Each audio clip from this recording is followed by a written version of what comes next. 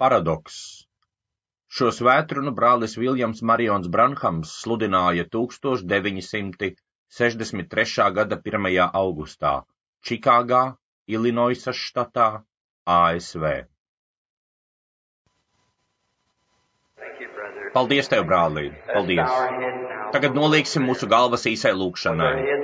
Un kamēr mūsu galvas ir noliektas, es gribētu zināt, cik daudzi vēlētos tikt pieminēti lūkšanā. Vienkārši dariet to zināmu, paceļot savu roku. Mūsu debesu Tēvs, mēs pazemīgi nākam pie Tevis, Kungs, atzīstot, ka mēs neesam cienīgi atnākt. Bet tā kā Jēzus ir uztaisījis mums ceļu un ir samaksājis to cenu, tāpēc mēs drosmīgi varam nākt pie žēlastības troņa, kad mums ir vajadzība.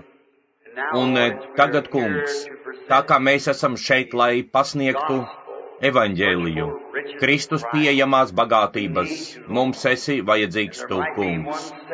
Un Tēvs, varbūt šeit sēž kāds, kuru tu mēģini apmācīt varanā veidā, lai tu varētu viņus kaut kur sūtīt, kādā tavā lielajā misijā, ko tu esi iecerējis.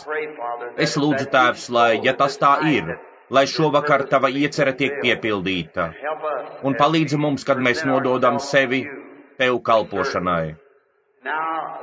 Lūk, tu jau redzēji visas tās rokas un joprojām skaties uz tām, kas ir paceltas.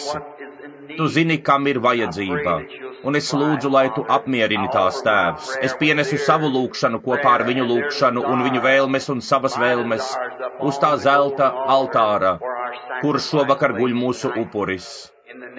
Kunga Jēzus vārdā mēs lūdzam, lai tu lauzi mums dzīvības maizi, kas ir tavā vārdā. Āmen. Varat apsēsties.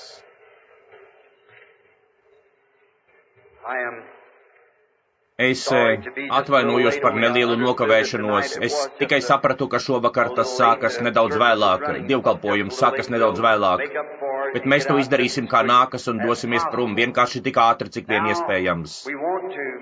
Tagad mēs vēlamies pievērsties vārdam šovakar un ar visu, kas ir mūsos. Es zinu, ka jūs esat šeit, jūs daži no šiem jaukajiem dziedātājiem, kurus es, Mels Džonsons, viens no tiem, ko es pazīstu, sēž šeit. Es palūdzu viņam nodziedāt mums to dziesmu, kuru es vienkārši nevaru dabūt prom no galvas. Es visu laiku to dungoju, ar tām asarām, kas plūst. Man tā patīk. Un es domāju, ka viņš nodziedās to mums kādās uzņēmēju brokastīs vai kaut kur citur. Džim, es gribu, lai tu noteikti man to ieraksti, un ja tev ir neliela lente, tad ieraksti man to tās solo dziesmu, jo mani bērni vēlas to dzirdēt. Kad es esmu tāds kā nedaudz nomākts, es to klausos, tas liek man justies labi, klausīties labu dziedāšanu. Un Billijs, es eju tur uz biroju, un viņam visu laiku ir ieslēgtas tās lentes ar dziedāšanu, un es domāju, ka tas viņam kaut kā palīdz. Ziniet, dziesmā ir kaut kas tāds, kam piemīt spēks. Mēs visi to zinām, mēs to apzināmies, saprotat?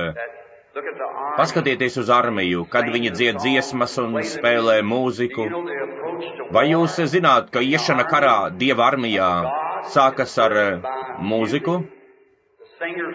Dziedātāji gāja šķirsta priekšā, priecājoties un dziedot. Pēc tam nāca šķirst, un pēc tam bija kauja, tā tas ir. Tāpēc tā ir pareizā pieeja, un tas ir tas iemesls, kādēļ mēs esam ieradušies uz dievkalpojumu vakarā. Ko mēs darām? Dziedam himnas tam kungam, un pēc tam ir šķirsts vārds, lasām vārdu, un tad ir cīņa. Tad mēs esam iekšā, tā ka šovakar plīvo tie lielie karogi. Jēzus Kristus vārds, tas kungs Dievs var tikt pagodināts, ienaidnieks padzīts. Un Dievs iegūsti uzvaru šovakaru un izglāb dvēseles, dziedini slimos un nomocītos. Liec tiem, kas ir noguruši un zemu sakumpuši, pacelt savas galvas un priecāties. Tiec tu pagodināts ar lielu godu, jo mēs lūdzam to kunga Jēzus vārdā. Es vēlos, lai šovakar jūs kopā ar mani pievēršaties, ja jums ir bībele, un dažreiz cilvēki vienkārši atzīmē to nelielo tekstu, par kuru runā kalpotājs. Kādreiz es varēju atcerēties to uzreiz, pat nepierakstot to, bet pēc tam, kad man nu pat apritēja 25 gadi, pirms dažiem mēnešiem, ar to es domāju jau otru reizi. Tāpēc man ir nedaudz grūtāk atcerēties. Man ir palikušas daudzas rētas no kaujām. Un kad mēs kļūstam vecāki, mēs vienkārši vairs nedomājam kā agrāk, un man ir, kad es skatos uz kādu rakstu vietu un redzu, tad es atceros, par ko ir tas teksts. Pievērsīsimies Jozuvas 10. nodaļai, sāksim lasīt no 12. panta. Toreiz Jozuva runāja uz to kungu tai dienā, kad tas kungs nodeva amoriešus Izraēla bērnu rokās, un viņš izsaucās Izraēla bērnu priekšā. Saule apstājies pār Gibeonu un mēnesi pār Ajalonas ieleju. Tad saule palika mierā un mēnesis apstājās, kamēr tauta atriebās saviem ienaidniekiem. Vai tas nav rakstīts varoņu grāmatā? Tiešām saule palika debesu vidū stāvot un nesteidzās noiet veselu dienu.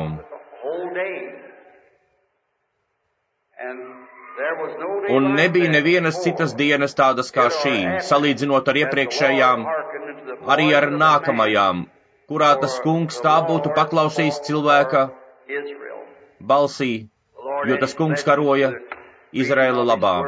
Lai tas kungs pievieno savas svētības viņa vārda lasījumam. No turienes es vēlos paņemt tēmu uz apmēram 30 minūtēm, ja es spēšu pie tās pieturēties. Paradoks. Es izmantošu tikai šo vienu vārdu. Paradoks.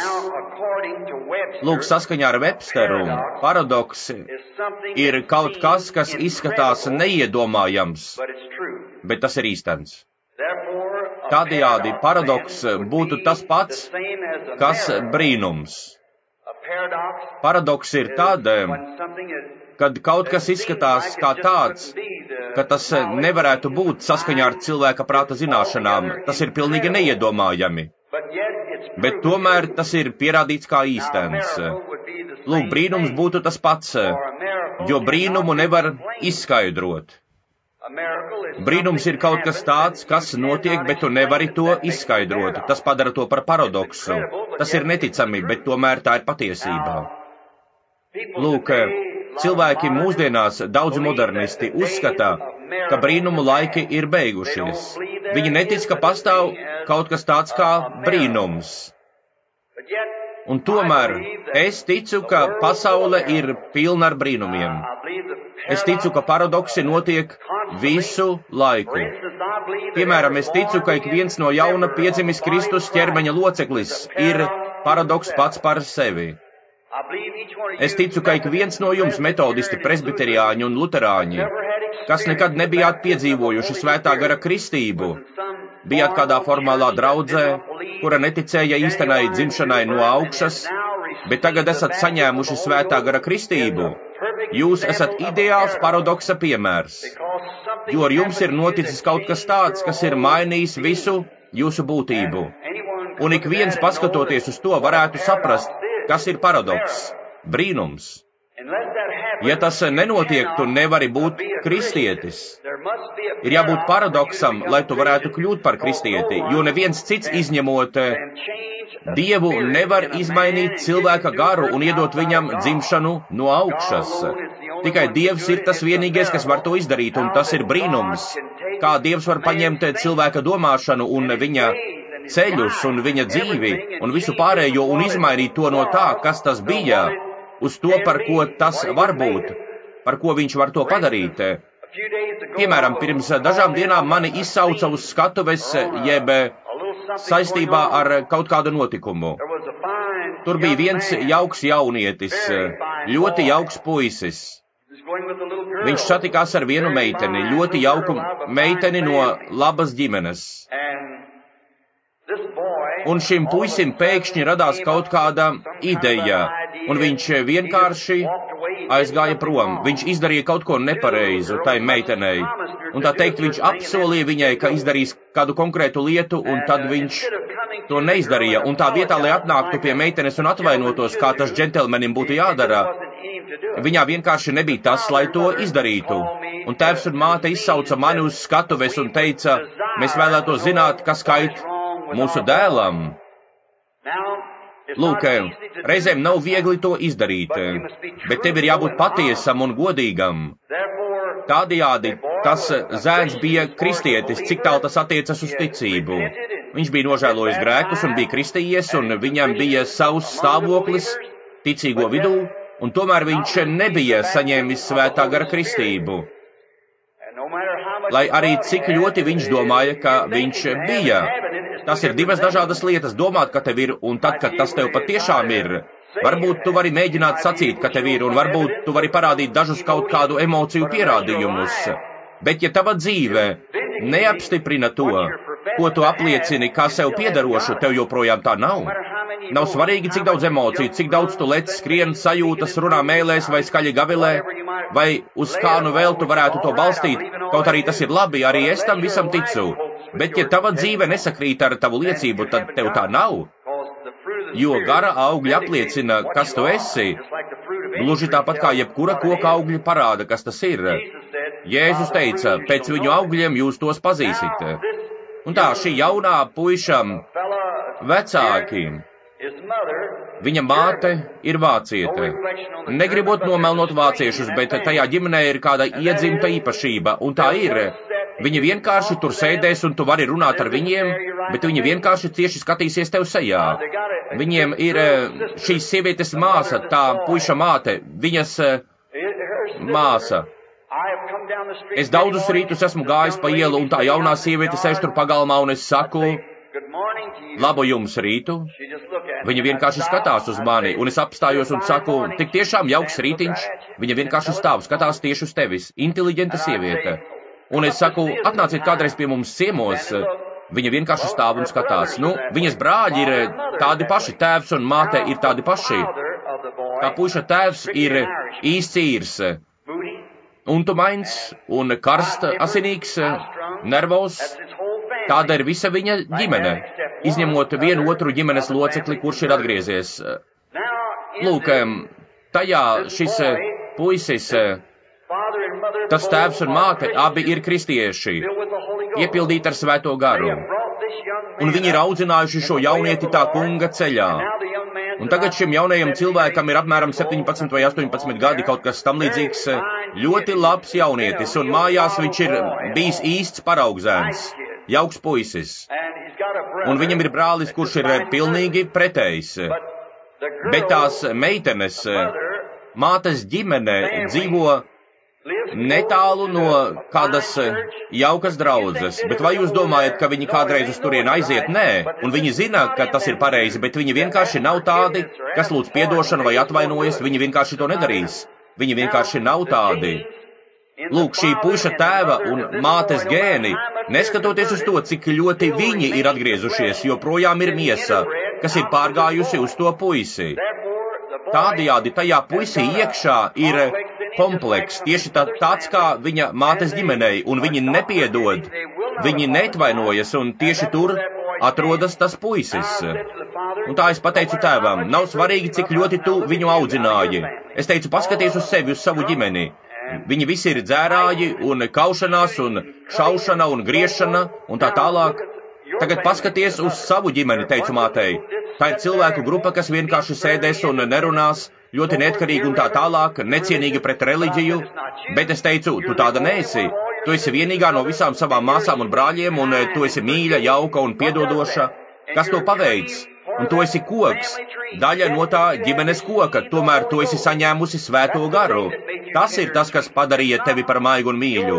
Tie vairs nav tavi radinieki, tas ir tavs Kristus, kas dzīvo tevī. Tam puisim es teicu, paskaties uz savu ģimeni. Praktiski viņi visi ir dzērāji un tā tālāk, es teicu, un cik untumaini un karstasinīgi un nervozi, bet tu tāds neesi. Tu esi laipns un piedodošs, kas tas ir? Svētais gars, tu vairs neesi tas, kas tu esi. Tas ir Kristus tevī. Es teicu, tagad tam pašam ir jānotiek ar tavu dēlu. Un tas tēvs piecēlās un sacīja, mans dēls devās pie altāra. Viņš tika pareizi kristīts, Jēzus Kristus vārdā, iegremdēts ūdenī baseinā, teica, es zinu, ka mans dēls ir atnācis pie Kristus. Es teicu, tas viss varbūt ir kārtībā, visas ārējās darbības. Iespējams, viņš ir identificējies kā ticīgais ar ticīgajiem, bet kamēr viņš nav atdzimis, piedzimis no augšas, es ieteiktu tam jaunajam puisim nekad neprecēt kādu sievieti. Viņš uztaisīs viņai elli uz zemes, līdz ienāks tas maigais, mīļais, piedodošais Kristus gars. tad tas būs paradoks pats par sevi, ja ņem vērā paša puiša dabu, kas ir tēva un mātes savienošanās produkts. Un tomēr savā domāšanā viņš cenšas cik vien spēj, lai to uzvarētu. Viņš nevar to izdarīt, viņš nekad to nepārvarēs. Tas būs jāuzvar Kristum. Kad viņš ielaiž sevī Kristu, tad viņš jau to ir uzvarējis. Tas būs pilnīgs paradoks, kad cilvēks piedzims no Dieva garā. Esmu redzējis kritiķus, kas stāv maliņā un izsmēja un visu kaut ko saka par svētā gara atmodu. Un pēc kāda laiciņa Dievs paņem to pašu cilvēku un maina viņu, un nu viņš stāv tepat aiz kanceles un sludina to pašu, ko viņš kādreiz ienīda. Tas ir paradoks, kā Dievs var paņemt neticīgo un uztaisīt no viņa ticīgo. Lūk, interesanti, ja cilvēks domā, ka brīnumi ir beigušies. Interesanti, kādas zinātniskas zāles jūs varētu iedot šādam cilvēkam, lai mainītu viņos to attieksmi, lai aizvāktu prom šo naidu un ļaunprātību un nepiekrišanu. To nevar izskaidrot neviens, bet tas ir paradoks, jo tas ir Dieva brīnums. Kad cilvēks ir izmainīts no tās personas, kas viņš ir, par jaunu radījumu Jēzu Kristu, viņš kļūst par jaunu radījumu. Viņš vairs nav tas, kas viņš kādreiz bija. Viņš ir absolūti jauns radījums Kristū. Pati šī pasaule, uz kuras mēs dzīvojam, ir absolūts paradoks. Tas, kā tā tika izveidota. Vēstules ebrejiem 11. nodaļas 3. pantā mēs ieraugām, ka pasaule tika izveidota ar Dieva vārdu. No kurienes Dievs ņēma materiālu, lai uztaisītu šo pasauli? Kā viņš to izdarīja? Bībelē ir teikts, ka tā tika izveidota un konstruēta. Visu tās struktūru un daļas salika kopā Dieva vārds. Ja tas nav paradoks, tad es nezinu, kur tas ir. Kur mēs varētu uzrādīt un pateikt, ka viņam bija materiāls, ja tur nebija nekāda materiāla. Viņam tas bija jāizrunā, lai tas taptu. Tas ir paradoks, ka šī zeme šodien ir šeit. Vēl viena lieta, tas ir paradoks, kā tā turas savā orbītā, karājoties kosmosā. Kā tā var karāties tur vienā vietā, griezdamās šādi ar ātrumu, aptuveni 1100 jūdžu stundā. Tas apkārtmērs ir 24 vai 25 tūkstoši jūdzes, un ik pēc 24 stundām tā veic vienu apgriezienu, un tas ir tik perfekti, ka nenokavē ne sekundi. Tik ideāla griešanās, kā vairāk nekā 1000 jūdžu stundā, tā griežas šādi, karājoties kosmosā. Ja tā pavirzītos augšu vai leju jebkur, tas izjauktu visu Dieva saules sistēmas sistēmu. Un tā griežas ap ekvatoru, ap orbītu tik ilgā laikā, gadā, kā nekad nav kļūdas, gada laika ir pilnīgi precīzi. Pasakiet, kas to tur notur? Kas pagriež to tik nevainojami laikā? Jūs varat dabūt pulksteni, es nezinu, cik jūs varētu par tādu samaksāt, $1000. Un tas pulkstenis mēneša laikā atpaliks vairākas minūtes. Viņiem nav nekā tāda, kas varētu darboties tik perfekti, un tomēr šī zeme riņķo perfekti. Kāpēc? To dara Dievs. Tas ir paradoks. Dievs pavēlēja tai to darīt, un tā to dara. Kā tad ar mēnesi? Kaut arī tas ir miljoniem jūdžu attālumā no zemes, tomēr tas kontrolē plūdmaiņas uz zemes. Miljoniem jūdžu attālumā. Tā ietekme, kad tas atrodas savā vietā, stāvēdam savā orbītā, tas ietekmē Zemi. Ik viena planēta ietekmē otru, atrodoties savā vietā. Ak, kādus prediķis varētu no šejienes paņemt, kādu mācību. Kā katram Dieva radījumam paliekot savā vietā, tas ietekmētu to otro. Bet mūs aizrauja kaut kāds mežonīgs emociju uzplūds, un mēs veidojam organizāciju un atdalāmies, acīm redzot bez ticības, un tad mēs izjaucam visu kristietības sistēmu. Ja katrs cilvēks paliktu savā vietā, tas būtu Dieva paradoks. Redzēt, kā Dievs varētu savest kopā presbiteriāņus, luterāņus, baptistus, metodistus, katoļus un visus pārējos. Ja mēs atgrieztos pie Dieva vārda, tas būtu īsts paradoks. Un tad visa draudze spētu būt vienisprātis, nevis pamatojoties uz jūsu ticības mācībām un pārējo, bet gan uz vārdu, kā tas ir rakstīts, jo to nevar patvaļīgi skaidrot, ir teikts rakstos. Kā tas mēnesis ietekmē pasauli? Te nepārāk sen mans draugs, mans kaimiņš, taisīja urbumus naftas ieguvēja tur Kentuki štatā. Un kad tas mēnesis sāk pacelties tur augšā, pa visu zemi atnāk tas paisums. Tas sāļais ūdens, kas atrodas tur lejā tajā caurumā, ko viņi izurbj, pacelsies, kad parādīsies mēnesis. Nav svarīgi, vai tas ir 100 pēdu zem virsmas, vai šeit zemes virspusē. Tas ir 100 pēdu dziļš, tomēr, kad tas mēnesis atgriežas, tas ūdens paceļas tam pretī. Tā tas notika. Jūs neko nevarat noslēpt, ja Dievs to ir pavēlējis. Tam ir jāpakļaujas Dievam, kad Dievs dod savu pavēli. Tieši tādēļ es zinu, ka viņam būs draudze bez straipa un bez krunkas. Dievs tā ir pavēlējis, tam būs jāpakļaujas. Dievam viņa būs, jo tā ir pateicis Dieva vārds. Kā tās pludmaiņas un mēnesis un vispārējais ietekmē zemes darbības. Paņemiet, mēs redzam krītošu zvaigzni, mēs saucam to par zvaigzni. Tā nav krītoša zvaigzne, tā ir gaisma, protams, mēs to zinām, bet mēs saucam to par zvaigzni. Šī zvaigzne nevarētu aizceļot tik tālu. Ja kāda zvaigzne izkustētos no savas orbītes, tas iespējams ietekmētu visu tajā ciklā, visā visumā. Tā notiktu, tas radītu traucējumu. Visam ir jāpaliek savā vietā, lai Dieva sistēma turpinātu virzīties. Tāpat arī mums ir jāpaliek savā vietā, mums ir jāpaliek kā Dieva dēliem un meitām. Ja mēs toreiz nebūtu krituši, tad tas viss griestos, nebūtu nekādas nāvis un nekā cita. Bet paldies Dievam tuvojas paradoks, kad Dievs pats nostādīs viņu atpakaļ tur, kur viņai vajadzētu būt. Jā, paradoks. Cilvēks, kurš netic paradoksam un netic brīnumiem, kā tu varētu pamatot savu intelektu, skatoties sejā tām lietām, ko tu nespēji izskaidrot? Tas ir pilnīgi neiespējami jebkuram cilvēkam izskaidrot, kā šī zeme var griezties un nevainojami nenobīdīties no laika, vienmēr, un visa saules sistēma un pārējās lietas, un kā mēnesis var ietekmēt zemi, un par cik daudzām citām lietām mēs varētu izstāstīt. Kā sulas rudens sezonā noiet lejā koka saknēs, bez jebkāda intelekta, kas tās tur iedzītu, pavasarī tas atkal atgriezīsies atpakaļ ar jaunu dzīvību. Tas ir paradoks, to neviens nevar izskaidrot. Mēs nezinām, kā tas darbojas, bet Dievs to dara, tāpēc tas ir paradoks, pastāvīgi. Tas ir noslēpums, kā Dievs to paveic. Mēs skatāmies uz to tik bieži, ka tas kļūst tik ikdienišs. Mēs skatāmies un to nepamanām. Un šādi tas ir ar mums pentekostu ļaudīm. Mēs esam redzējuši, kā Dievs paveic tik daudzus paradoksus, ka mēs tikai retos gadījumos tik vien kā aizdomājamies par to.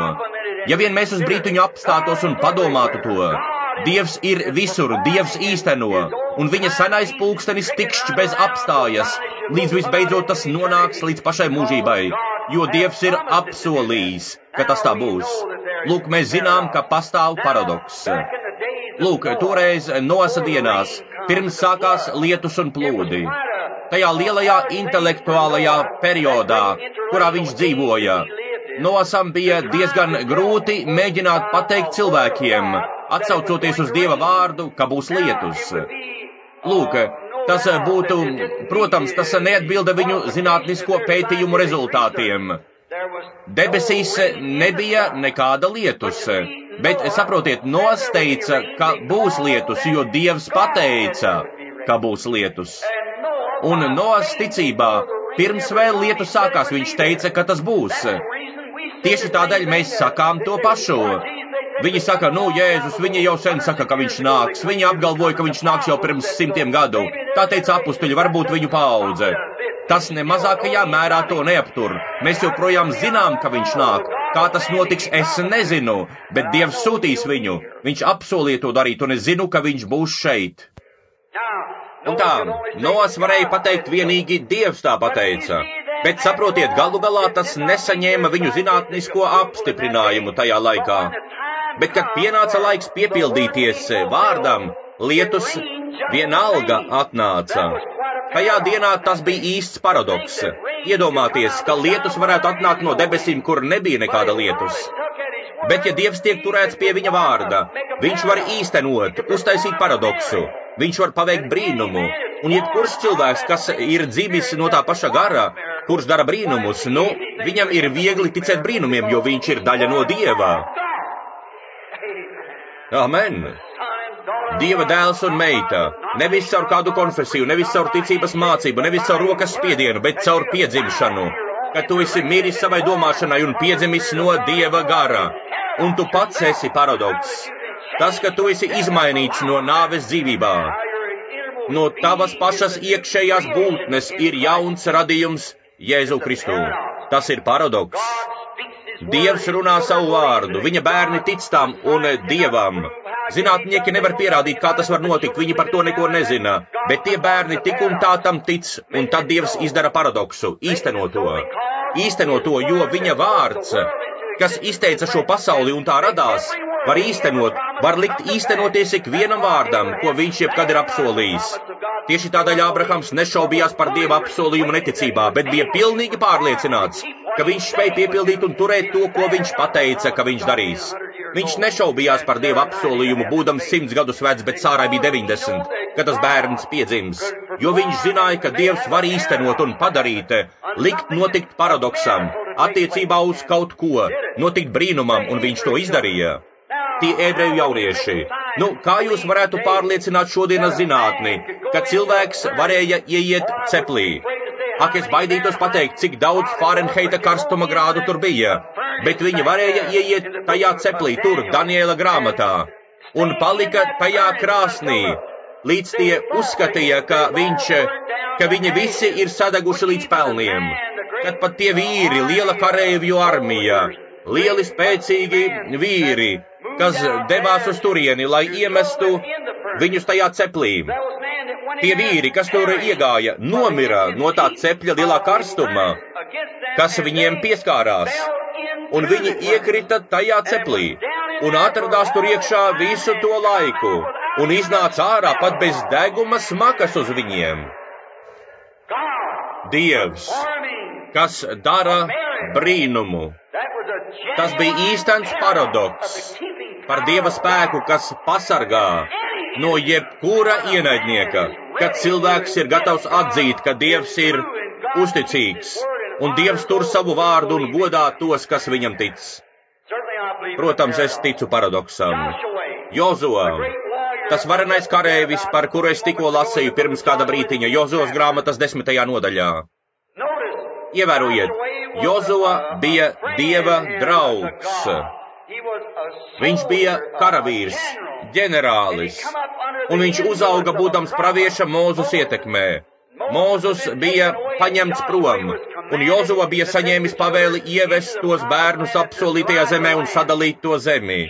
Bērnu nepaklausība, un Mūzus bija gaidījis, līdz viņš kļuva vecs, un tā Jozua cēlās, lai ieņemtu Mūzus vietu, lai būtu Dieva ģenerālis. Un tas kungs runāja uz viņu un sacīja, kā es biju ar Mūzu, tā es būšu ar tevi. Ar to Jozuvam pietika. Sacīja, esi stiprs un ļoti drosmīgs, jo tas kungs, tavs Dievs ir ar tevi, lai kur tu ietu. Un visas vietas, kur jūs savu kāju pēdas liksiet, es esmu jums devis. Tādējādi pēdas nozīmē īpašumu. Viņiem piederēja visa tā zeme, tas bija apsolījums. Vēl ilgi pirms tas notika, kad viņš ieradās tur kopā ar Kālebu un pārējiem izlūkiem, un viņi ieraudzīja to lielo pretestību, amalekiešus, feriziešus, hetiešus un tā tālāk. Visi aiz mūriem, un tur Jērikā to mūru augšā varēja rīkot kaujas, ratu sacensības un lielus spēcīgus vīrus. Tā kā daži no neticīgajiem viņu vidū sacīja, mēs izskatāmies kā sienāži salīdzinot ar viņiem, bet Kālebs un Jozua sacīja, mēs esam vairāk nekā spējīgi to ieņemt. Kāpēc? Dievs teica, es esmu devis jums šo zemi, lai arī kāda būtu pretestība, cik lielas un šķistu grūtības. Tomēr Dievs teica, ka tas piederēja viņiem. Ak! Dievs ir spējīgs piepildīt to, ko viņš ir apsolījis. Tas bija paradoks. Redzēt, kā saujiņa gandrīz nebruņotu vīru, tikai ar to, ko viņi bija paņēmuši tuksnesī, kur bija padzinuši citus, varbūt kaut kādi veci grābekļi un zāģi, kas nu vēl viņiem bija par rokai. Ieiet tur un sakauj tos vīrus, kas bija milži. Tas bija paradoks. Dievs zināja, ka viņiem bija drosme to darīt, un viņš deva viņiem apsolījumu, un viņi devās uz turieni un īstenoja tieši to, ko Dievs apsolīja viņiem darīt. Kādu dienu kaujas karstumā, kad tie ķēniņi bija savā starpā noslēguši varanu vienošanos un bija atnākuši cīnīties pret Jozuu un Izraēla bērniem.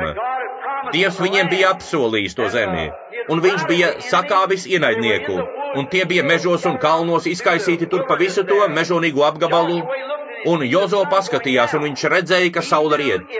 Viņš zināja, ka ja šīm armijām būs iespēja savākties un atkal iziet viņam pretī, viņš zināja, ka tas viņam būs divreiz grūtāk un ka iespējams viņš zaudēs vēl vairāk cilvēkus, ja tās atkal spēs apvienoties. Tieši tur, kalpotāji, tieši tur mēs ciešam neveiksmi, tieši tur draudze izgāžas.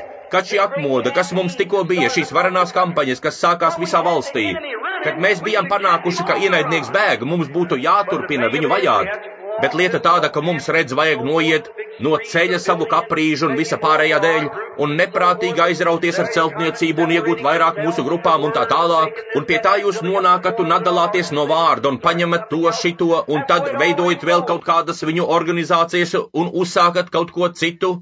Tā tas notiek vienmēr. Tā tas notika Lutera, Veslija un Mūdija, Senki, Finnija, Noksa, Kalvina dienās un visu laiku. Tas ir noticis tādā pat veidā. Viņi novērš savas acis no atmodas un pievēršas tam, ko viņi var izdarīt paši. Bet vai jūs zināt, kas notika? Jozua nebija tāda veida cilvēks. Viņam bija vajadzīgs laiks, saule jau rietēja, un viņš zināja, ka ja ienaidnieks apvienosies, atmoda bija jau gandrīz noslēgusies, tāpat kā tas mums ir šodien. Viņš zināja, ja viņi gaidīs, kamēr ienaidnieks nostiprināsies pret viņu, tad būs grūti uzvarēt tajā kaujā.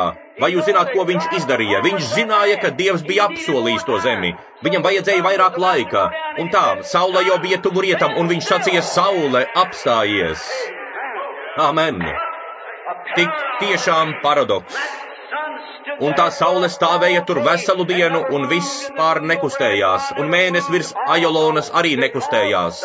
Jo Bībele šeit saka, ka nekad, ne agrāk, ne pēc tam nav bijis tāda laika, kad Dievs būtu tik ļoti uzklausījis cilvēka balsi. Jūs sakāt, ak, ja es zinātu, ja vien mēs dzīvotu tajā laikā. Jēzus sacīja Marka 11:24. Ja tu sacīsi šim kalnam kusties un nešaubīsies savā sirdī, bet ticēsi, ka tas, ko tu esi sacījis, piepildīsies, tad tu saņemsi to, ko tu pateici. Vēl joprojām ir žēlastība un paradoks, līdz pat mūsu periodam. Protams, tas mēnesis un saule stāvēja nekustīgi, līdz Jozua kopā ar Izrēlu pabeidza savu kauju un atriebās savam ienaidniekam. Kāpēc? Tas bija pienākuma izpildes laikā. Ja tu iznāktu šeit un sacītu, kalns kusties, es gribu tev parādīt, ka es varu to izdarīt, tas to nedarīs. Bet ja tas notiek pildot pienākumu, kad Dievs tev ir pavēlējis kaut ko izdarīt, kā viņš sacīja Mozum, kāpēc tu brēc uz mani, saki tiem bērniem? Cilvēki šodien visu laiku brēc, kungs, kas tālāk, vienkārši izseki un dodies uz priekšu, pareizi. Dievs mums ir uzdevis kaut ko izdarīt, izdarīsim to. Nestāviet uz vietas un nedomājiet par to, sakot, kā tas var notikt, tas ir tas. Tas nav svarīgi, ja Dievs pateica to izdarīt, tad dariet to tik un tā. Viņš joprojām ir brīnumu Dievs. Jozua, tas pavisam noteikti bija paradoks, kad tā saule apstājās.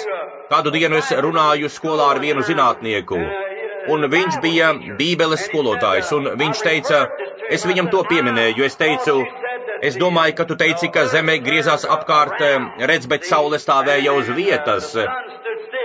Es teicu, kā tad ir ar Bībeli, par kuru tu mums tikko teici, ka tā ir patiesība. Jozua teica, saule apstājies. Viņš nevarēja uz to atbildēt, bet saule patiešām apstājās, tā it nemaz nekustējās, saprotiet, faktiski tā bija zeme, kas apstājās, un tagad jūs sakāt, viņš teica, zeme apstājās, es teicu, tu teici, ka, ja zeme apstātos, tā zaudētu savu gravitāciju, un visi no tās nokristu, ko tu darīsi tagad? Tas ir paradoks. Amen. Dievs apturēja visu zemes griešanos. Amen. Jo cilvēks pateica, stāvi tur, kamēr es izcīnīšu šo kauju. Tas ir paradoks. Amen. Tas bija paradoks, kad visas izrēliešu armijas bija iedzītas stūrī, un viņi bija nobijušies no kaut kāda milzīga, aizvēsturiska milža vārdā Goliāts, kas tur stāvēja. Un lūk, izrēliešu armijas, labi apmācītais Sauls, galvas un plecu tiesu garāks par savu pārējo armiju, un drebēja kā apšu lapas, neviens nebija spējīgs pieņemt tā vīra izaicinājumu tajā dienā. Lūk, atnāk neliels puisis ar sārtiem vaigiem, sakumpušiem pleciem, kas svēra kādas 90 mārciņas, tērpies aitādā, kas bija aptīta viņam apkārt. Viņš teica, kauns šai dzīvā dieva armijai, jūs stāvat šeit un ļaujat tam neapgraizītajam filistietim izaicināt dzīvā dieva armijas? Kad šie vārdi nonāca līdz Saulam, Sauls sacīja: Tu esi tikai jauneklis, bet viņš ir karotājs no jaunības, un tu esi tikai puika, bet paskaties, kas ir viņš. Nu, tu nevari iet un cīnīties pret viņu. Bet ko viņš paņēma? Viņš neņēma ne šķēpu, ne zobenu, bet viņš paņēma lingu. Un vienīgā vieta, kur viņš varēja trāpīt tam milzim, bija tieši uz viņa pieres, kur viņa bruņutērps nokarājās uz viņa sejas, lai aizsektu acis. Un tas akmens un lielais attālums tā 14 pēdu garā šķēpa dēļ, ko viņš turēja rokā. Tas bija stiepts uz priekšu visā garumā. Viņš būtu varējis uzdurt mazo Dāvidu un izdarīt ar viņu jebko, un uzkārt viņu kokā, kā viņš draudēja to izdarīt, un viņa līķi izbarot putniem. Bet kas notika? Notika paradoks, kad Dievs paņēma nelielu vīru ar sārtiem vaigiem, kurš pēc izskata nebija nekas pārāk īpaši nemaz, pat nebija apmācīts karotājs, tikai bērns, kurš ticēja viņa vārdam un nokaunināja visu valsti. Dievs izdarīja to caur paradoksu. Amen! Šovakar viņš joprojām ir paradoksu Dievs. Tieši tāpat kā viņš bija toreiz. Viņš sašūpoja visu to armiju. Viņi to ieraudzīja un viņi metās bēgt un prom, jo viņi ieraudzīja, ka tajā mazajā puisī bija ticība Dievam, kurš var mainīt visu dabu, darīt visu, ko vien viņš vēlas darīt. Kad cilvēks tic viņa vārdam, protams, es ticu, ka tas bija paradoks. Mūzus, ievērojams militārists, kurš mēģināja atbrīvot Izrēlu, bet viņam tas neizdevās. Viņš gribēja iznīcināt eģiptiešus. Viņš iznīcināja vienu cilvēku, un tādēļ viņš iekļuva nepatikšanās, darīdams to pēc savas gribas. Bet pēc tam viņš paņēma nūju, kādu vecu izkaltušu nūju no tuksneša, un nonāvēja veselu armiju. Amen! Ja tas nav paradoks, tad es nezinu kāpēc. Kad viņš iesit ar šo nūju pa jūru un pavēlēja jūrai aizvērties, un viņš noslīcināja Ēģipti, visu valsti, vienā reizē ar nūju rokā. Amen! Tas bija paradoks, kā viņš vadīja Izrēlu cauri tuksnesim. Tas bija 40 gadus, un kad viņi iznāca ārā, viņu vidū nebija neviena savārgušā. Tas ir paradoks. Tieši tā. Kāds varens vīrs viņš bija un ko Dievs izdarīja viņam, jo viņš ticēja Dievam. Tas bija paradoks, tieši tā. Tas bija paradoks, kad Dievs izvēlējās vienu parastu vīru vārdā Miha, 400 labi apmācītu izrēliešu praviešu priekšā, jo tas vīrs bija gatavs turēties pie Dieva vārda, kad visa opozīcija bija pret viņu, kad tie 400 teica: Ak, dodies uz priekšu! Viņš sacīja Ahabam un Jošafatam: Dodieties uz turieni, tas kungs ir ar jums! Mēs tikko saņēmām atklāsmi, tas kungs ir ar jums! Ejiet uz turieni, jūs izdzīsiet viņus no mūsu zemes, jo tā ir mūsējā! Dievs iedeva to mums! Jozua sadalīja zemi, un tā pieder mums, un tur ir tie filistieši! Viņi ēd labību no mūsu laukiem! Nu, tas ir pilnīgi saprātīgi, mūsu atklāsme ir pareiza! Pēc tam, kā Dievs izvēlējās tādu vienkāršu vīru kā Miha, kurš pat nevarēja iekļūt tajā asociācijā, bet viņš atnāca tur ar tā kunga vārdu, un viņš sacīja: Ejiet vien, bet es redzēju Izrēlu izkaisītu kā avis, kam nav gana. Tas bija paradoks, kā Dievs ļāva mazam, neievērojamam cilvēciņam iziet tur. Tās visas lielās 400 praviešu grupas vidū, izrēliešu praviešu, ebreju praviešu, kas tur stāvēja, pravietodami nepareizi. Kā gan Miha zināja, ka viņam ir taisnība, jo viņam bija taisnība saskaņā ar vārdu. Elija bija teicis, ka notiks tas pats, un kā viņš varēja svētīt to, ko Dievs bija nolādējis. Tas bija paradoks, bet Dievs lika tam notikt. Protams, bija. Tas bija paradoks, kad maziņš memmes dēliņa izskata puika ar 7 matu cirtām, kas nokarājās no viņa galvas, un iespējams tajos bija sieta lente, cik nu es zinu, kā maziņš memmes dēliņš. Viņa vārds bija Simpsons, bet kad lauva, varbūt kādas 500 mārciņas smags lauva, ierēcās un gāja viņam virsū, viņš paņēma un ar savām rokām to lauvu pārplēsa. Bet paskatieties, kas notika. Sākumā uz viņa nonāca tā kunga gars. Tieši tas izraisa paradoksu. Lūk, kas tas ir. Kāda veida paradoks šovakar aizdedzinātu šo arēnu ar Dieva godību? Ja tā kunga mīlestībai tiktu atļauts nonākt uz cilvēkiem, tad viņi lūgtos. Tik tiešām paradoks. Jā. Kad Simpsons nonāvēja to lauvu ar kailām rokām, sarāva to gabalos. Mazmazītiņš memmes dēliņa izskata zēns, uz kura muguras nokarājās 7 nelielas matu cirtas. Tas bija paradoks, kad viņš paņēma to žokļa kaulu un sadauzīja 1000 filistiešu galvu. Neskatoties uz tām lielajām ķiverēm un lielajiem bruņukrakliem no varā, kas droši vien svēra 100 mārciņas vai aptuveni tā. Lielajiem vairogiem un pārējos šķēpiem, labi apmācītiem vīriem un apmēram 1,5 colu biezām varaķiverēm, kas nosedza gan apakšējo, gan augšējo daļu, bija redzamas tikai viņu sejas. Un Samsons stāvēja tur ar žokļa kaulu, kas bija gulējis tur varbūt 40-50 gadus. Pārtraukums lentes ierakstām. Tūkstnesī izkaltis. Nu, viens tāds sitiens pa tērauda gabalu būtu sadragājis to miljonus gabaliņos. Bet viņš tur stāvēja. Tas bija tas vienīgais. Viņam bija dots uzdevums cīnīties un atgūt to valsti. Viņš bija izaudzināts un dzimis, lai nonāvētu to tautu. Halleluja! Ja vien draudze spētu aptvert, kādēļ jūs esat šeit? Ja vien Pentekostu draudze varētu aptvert, kādēļ jūs esat šeit? Kāda ir jūsu pārstāvniecība? Kāpēc jūs iznācāt no visām tām lietām, lai kļūtu par to, kas jūs esat? Viņš zināja, kādam mērķim viņš bija dzimis, viņš zināja, uz kā viņš stāv. Nebija nekādas nozīmes tam, kas bija viņa rokās. Viņš tur stāvēja, kad nāca tie filistieši, un tas mazais knēvelis izdarīja varanus belzienus, pakāpies uz tā akmens, lai varētu aizsniegt viņu galvas. Kad viņi skrēja tur augšā, viņš atcita vienu uz vienu un otru uz otru pusi, un viņš tur noguldīja 1000 ar viņiem, gulēja tur miruši. Tas bija paradoks, kā tas mūļa žoklis neizjuka. Tas bija paradoks, kā tas mazais trauslais kauls iztriecās cauri tām colu biezajām varaķiverēm un nogalināja tos filistiešus 1000 ar viņiem. Un viņš joprojām tur stāvēja, turēdams to savā rokā tieši tādu pašu, kāds tas bija, kad viņš to paņēma. Tas bija paradoks, amen un amen. Viņš joprojām ir tas pats vakar, šodien un mūžīgi. Viņš joprojām ir tas pats Dievs ikvienam cilvēkam, kurš ir aicināts paņemt Dieva vārdu. Dievs stāvēs ar viņu, ja vien viņš nebūs gļēvulis. Simpsons būtu varējis aizbēgt, bet viņš to neizdarīja pareizi. Tas bija paradoks, kad Dievs aicināja Jāni Kristītāju, priestera dēlu, no lieliskas priesteru skolas, no lieliska garīgā seminārā. Kāpēc gan viņš neturpināja? Tā bija tāda paraža, ka vīrieši sekoja savu tēvu tradīcijai. Tas bija paradoks, kad Dievs aizveda Jāni Tuksnesī, lai pastāstītu viņam, kas būs Mesija, lai pastāstītu viņam, kāda būs Mesija zīme, kā viņš to atpazīs. Tā vietā, lai dotos uz skolu, lai iemācītos, kāds būs Mesija, Dievs aizveda viņu Tuksnesī, lai pastāstītu, kāds būs Mesija. Tiem cilvēkiem tajā laikā tas bija diezgan liels paradoks, jā. Kad notika tā piedzimšana no jaunavas, tas bija paradoks. Kā tas ir, ka Dievs, lai darītu sevi zināmu cilvēkam, kļuva par cilvēku? Kā Dievs, tas lielais gars, Dievs, manuprāt, bija jau pirms tam, tur nebija pat gaismas, nebija kāda meteora, nebija ātoma, nebija molekulas, tur nebija nekā, un viss bija Dievs.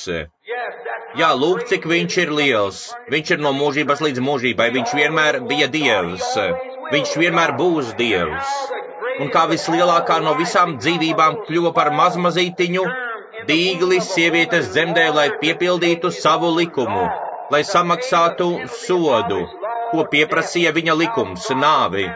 Kā Dievs izpaudās miesā, kā tas varenais debesu Dievs pārmainīja. Savas iezīmes no Dieva kļuva par cilvēku caur dzimšanu no jaunavas. To nespēja izprast neviens. Zinātne šodien nevar pateikt jums, kā notika tā piedzimšana no jaunavas, bet Dievs to izdarīja. Viņš atnāca. Neviens nebija spējīgs, visi bija dzimuši caur seksu. Viens cilvēks ir tāds pats kā visi pārējie, neviens nevarēja palīdzēt otram. Mēs visi bijām nelaimē, un tad nonāca pats Dievs un piedzima. Nevis no ebreja, nevis no pagāna, bet viņa asinis bija Dievs. Asinis nāk no tēviņa. Šajā gadījumā tas bija Dievs, Dievs radītājs, kas radīja to asins šūniņu Marijas dzemdē un uzcēla sev telti, lai viņš varētu nonākt un dzīvot tajā. Dievs bija Kristū salīdzinādams pasauli ar sevi. Pats vārds Kristus nozīmē svaidītais. Ak, viņš bija Dievs. Dievs savā pilnībā mājoja viņā, amen, un viņā mājoja Dieva pilnība miesā. Tas bija paradoks. Cilvēki tajā laikā uz tā paklupa. Tu būdams cilvēks padari sevi par Dievu. Tas joprojām tā notiek, bet tieši tāpat joprojām tiek īstenots tāds pats paradoks. Viņš bija Dievs, viņš joprojām ir Dievs, viņš vienmēr būs Dievs, tieši tā. Viņš ir tas pats vakar, šodien un mūžīgi. Tieši tā. Tā piedzimšana no jaunavas cilvēkiem bija noslēpums, viņi nespēja to saprast, tāpat kā šodien ir dzimšana no augšas. Jaunpiedzimšana cilvēkiem ir noslēpums, viņi nespēja to saprast. Viņi nesaprot, ko tu ar to domā, viņi ir to noniecinājuši, pazeminājuši, sakot, vienkārši tāpēc, ka tu kaut kam tici. Tam pašam tic arī ļaunie gari un trīds. Tas nav tas, kam jūs ticat, bet gan tas, ko Dievs faktiski ir izdarījis. Dzimšana no augšas ir piedzimšana, tas bija jauns. Tas bija paradoks, kad Dievs atnesa cilvēcei jaunu dzīvību. Noraidīt to ir mūžīga atdalīšana, pieņemt to ir mūžīgā dzīvība. Jūs stāvat uz tā paša pamata kā Ādams un Ieva, jūs varat pieņemt. Ja Dievs uzliktu jūs uz kāda cita, tas būtu netaisnīgi pret Ādamu un Ievu. Katram Ādamam un Ievai šovakar viņu priekšā ir nolikts pareizais un nepareizais. Jūs varat izdarīt savu izvēli. Jūs varat pieņemt Dieva vārdu vai atstāt Dieva vārdu. Jūs varat pieņemt Dieva vārdu vai pieņemt savas konfesionālās mācības par to. Jūs varat pieņemt modernās idejas par to, kas tas ir. Jūs varat piedzimt no augšas un piebildīties ar Svēto garu, vai arī baznīciskoties vienu vai otru. Kas jūs gribat būt? Man dzīvot ir Kristus, halleluja. Es ticu, ka tas pats Dievs, kas vasaras svētku dienā nonāca uz savas draudzes kā ugunsstaps un sadalīja sevi ar liesmu mēlēm starp saviem ļaudīm, ir šeit šovakar. Tas pats Dievs, kas viņš bija toreiz, viņš ir šodien ar to pašu Svēto garu. Es zinu, ka tas ir paradoks. To nav iespējams izskaidrot. Emocijas, kliekšana, raudāšana un visu pārējo nevar izskaidrot. Bet tas ir paradoks, kā Dievs to dara. Tas ir neredzamais Dievs, kas mājo cilvēka sirdī, padarot sevi redzamu, kad apstiprina savu vārdu, ka viņš ir tas pats vakar, šodien un mūžīgi. Tas bija paradoks, kad Namdara dēls vārdā Jēzus no Nāceretes paņēma 5 mazas maizītes un 2 zivis un pabaroja 5000 cilvēku. Ja tā nav, es gribu redzēt, kā kāds izdara to šodien. Es gribu, lai jūs man izskaidrojat, kādu atomu viņš atbrīvoja. Ko viņš izdarīja? Ne tikai zivis, bet tā zivs bija izaudzēta. Tai zivī bija notīrīta zvīņas, tā zivs bija iztīrīta, tā zivs bija sacepta, tā zivs bija tāda, kāda tā bija, un maize bija iestādīta un izaudzēta. Un tas viss tika apiets. Un Dievs pārmainīja to no ceptas zivs uz ceptu zivi. Viņš to vienkārši izaudzēja, un viņš to atlauza, un viņš to izaudzēja, un viņš to atlauza, un viņš to izaudzēja, līdz viņš pabaroja 5000. Ko nozīmē šis process?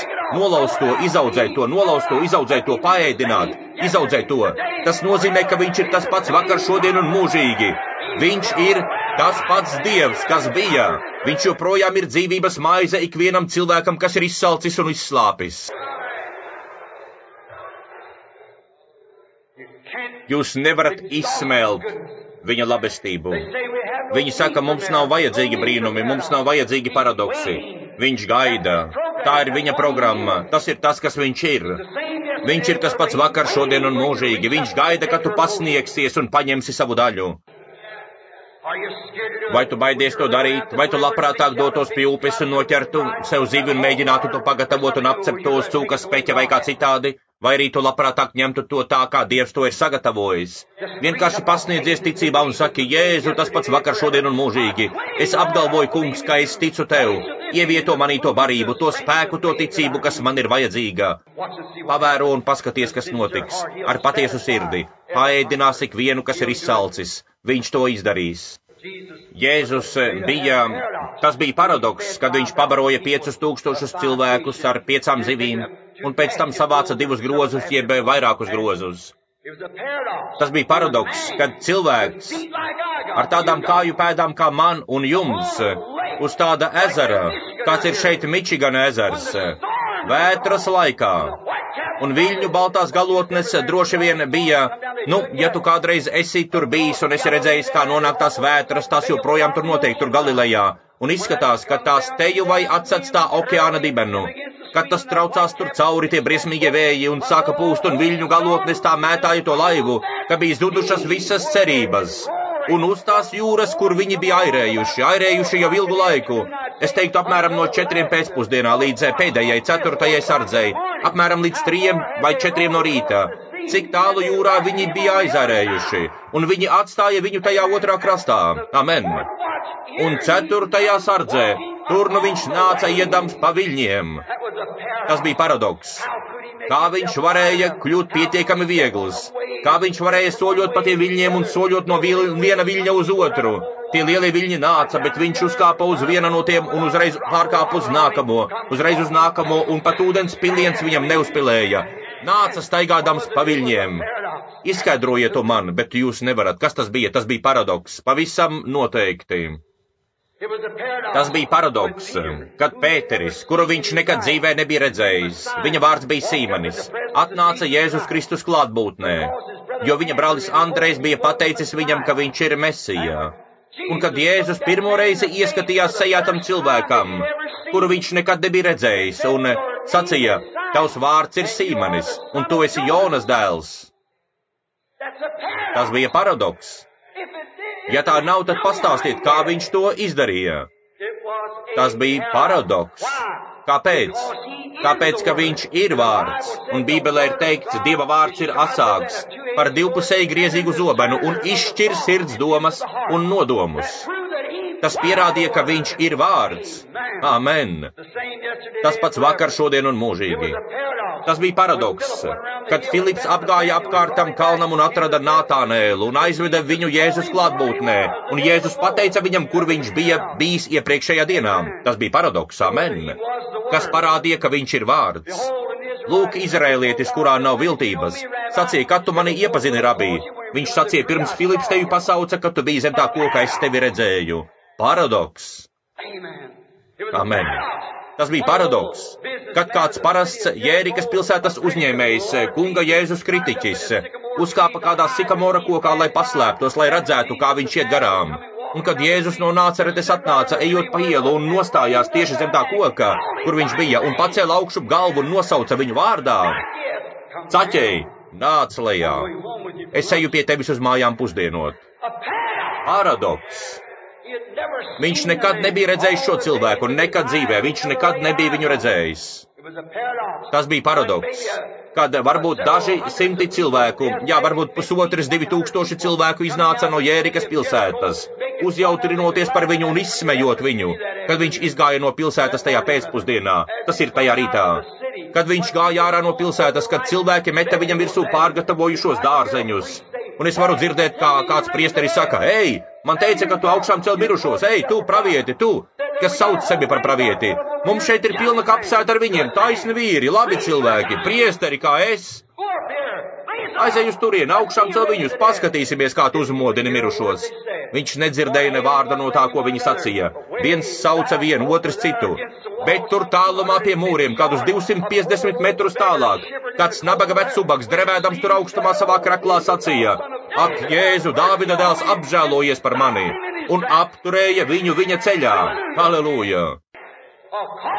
Jozos sauciens, nepārāk tālu, ne tālāk kā 10 jūdzes no vietas, kur viņš stāvēja tajā brīdī.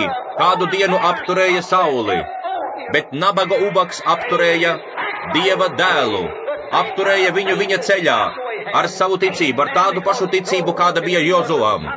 Jo viņš zināja, ja viņš ir Dāvida dēls, tad viņš ir izpaustais Mesija, un viņš var dot atpakaļ viņam viņa redzi.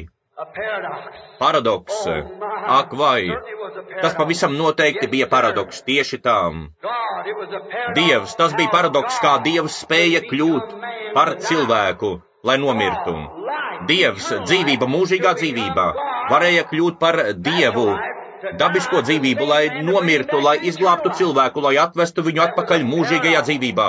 Tas bija paradoks, kā tas varenais Dievs, kas piepildīja visu kosmosu un visu mūžību, varēja nonākt un būt cilvēks, lai nomirtu, lai izglābtu pats savu radību.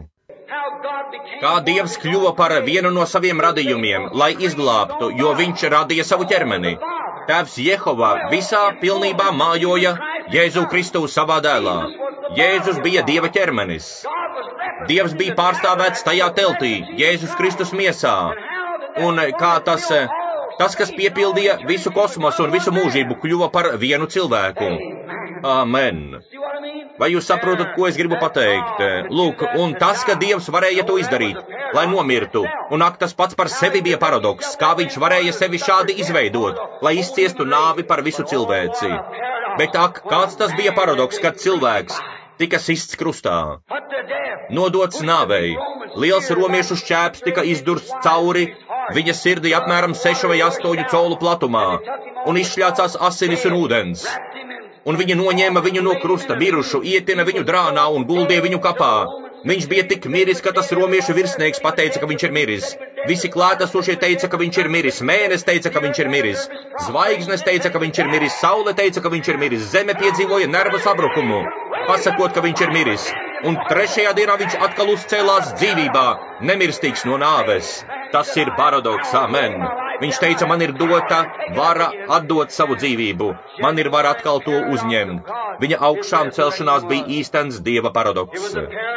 Tas bija Dieva paradoks, kad Jēzus izvēlējās zvejniekus, nevis apmācītus priesterus, lai tie nestu viņa vēstījumu.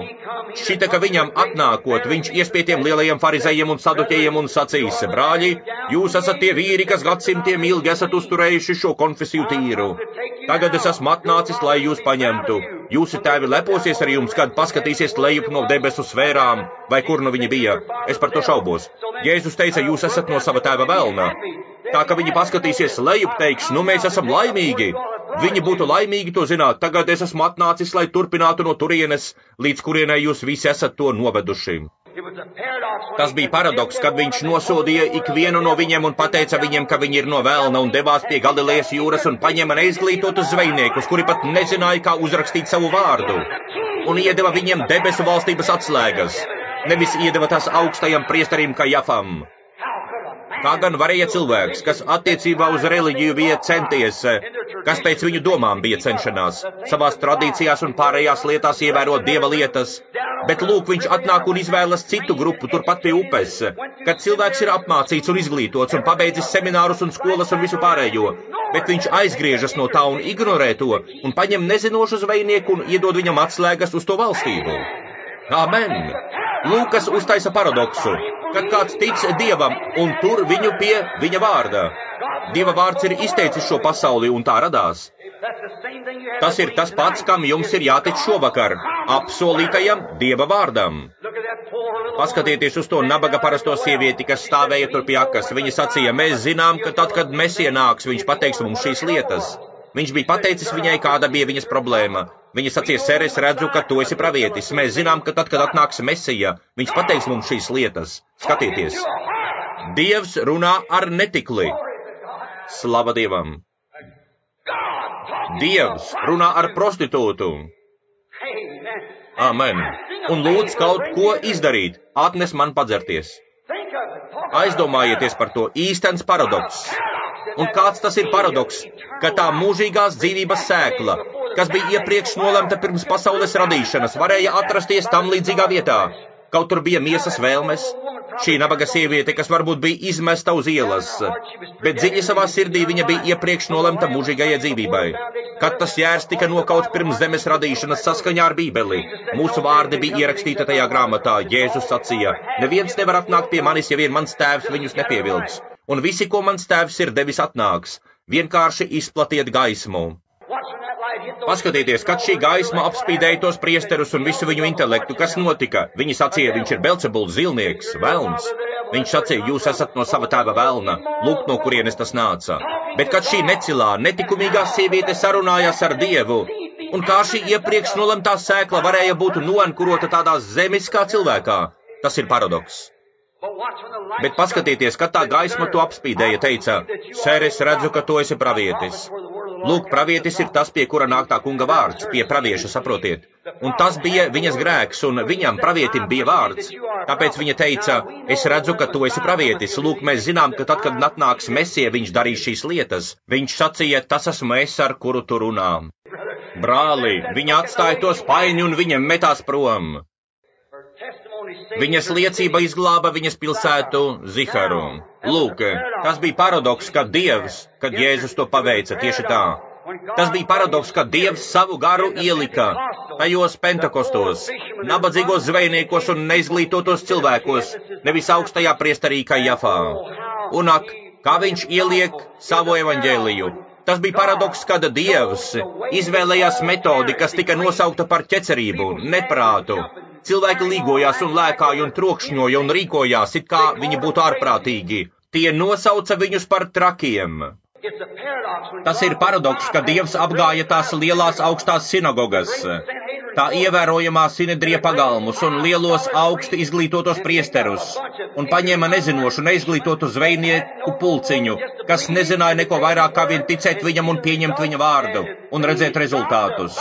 Un Dievam lapa tika apiet to, ko viņi sauca par vissvētāko lietu pasaulē, lai paņemtu plukatu bariņu, kā tas tika saukts, un viņu pielūgsmes veids tika saukts par ķecerību, lai uztaisītu glābšanas ceļu. Jā, lūk, tā ir patiesība, jūs nevarat to noliegt. Pāvils sacīja, tas, kas tiek saukts par ķecerību, tas ir tas veids, kā es pielūdzu savu Dievu, mūsu tēvu Dievu, tādā veidā, kas tiek saukts par ķecerību. Jā, tas bija paradoks, ka tas lielais ugunstaps, kas nonāca no debesīm, tā kunga eņģelis, ugunstaps, veda Izraēla bērnus cauri tuksnesim. Tas bija paradoks, kas runāja ar Mūzu tur degošajā krūmā. Un tas bija paradoks. Un 800 gadu vēlāk, un saskaņā ar rakstiem, Jāņa evaņģēlija 8:58, ja jūs vēlaties zināt, kur tas ir, ja jūs gribat zināt, kur tas sākās sākumā, tas bija 2. Mūzus 13:31. Un tas bija paradoks, ka pēc visiem tiem klejojumiem un visa tā laika Jēzus šeit pateica, ka pirms bija Ābrahāms, es esmu. Es esmu bija degošajā krūmā. Es esmu bija tas, kurš runāja ar Mūzu. Pēc viņa nāves abedīšanas un augšām celšanās notika kāds savāds notikums, un Sauls, tas ebrejs ar līku degunu, īgnis un ar nejauku raksturu, un dažus no draudzes pat bija nodevis nāvei. Viņš bija ceļā uz Damasku, lai arestētu tos cilvēkus, un tur viņiem bija kāds pravietis vārdā Ananija, un viņš tur viņiem pravietoja, tā kunga pravietis, runādams viņiem tā kunga vārdu, jo viņš nāca pie viņa. Un kamēr draudzes gans Ananija tur pravietoja, Sauls devās uz turieni, lai viņu sagūstītu. Un pašā dienas vidū tas pats ugunstaps, kas nolaidās lejā un veda Izrēlu, notrieca Saulu pie zemes, un visi apkārt stāvošie cilvēki nespēja to ieraudzīt. Bet Pāvilam tas bija tik spožs, ka tas padarīja aklas viņa acis. Amen! Viņš bija akls. Viņam tas bija tik ļoti reāls, bet visi pārējie to neredzēja. Tas ir paradoks. Ak vai! To, ko sajūtas uzrāda vienam cilvēkam, tās uzrādīs citam. Tieši tādēļ cilvēki var sēdēt sapulcē un skatīties uz tā kunga darbu, piecelties un iet ārā un izsvieto, bet cits turēsies pie tā no visas sirds. Tas ir paradoks, kā Dievs varēja uztaisīt cilvēkus, kam ir tāda pati miesa. Tas ir paradoks redzēt, kā Dievs to dara pat šodien. Pāvilam tas bija paradoks. Ziniet, Pāvils nekad nebija redzējis Jēzu fiziskā veidā. Viņam vajadzēja pieņemt atklāsmi, tieši tāpat kā izdarīja Pēteris. Pēteris nepazina Jēzu pēc fiziskā izskata. Viņš sacīja, ko ļaudis saka par cilvēka dēlu, kas viņš esot. Daži no viņiem saka, ka tu esi Mūzus, bet citi saka, ka tu esi Elija un Jeremija. Viņš sacīja, tas nav tas, ko es prasīju. Ko jūs sakāt? Pēteris sacīja, tu esi Kristus, dzīvā Dieva dēls. Viņš sacīja, svētīts tu esi Sīmani, Jonas dēls. Ne miesa un asinis tev to ir atklājušas, bet mans tēvs, kas ir debesīs, to ir atklājis. Uz šīs klinces celšu savu draudzi, un elles vārti nevarēs to uzvarēt. Te nu tas ir paradoks.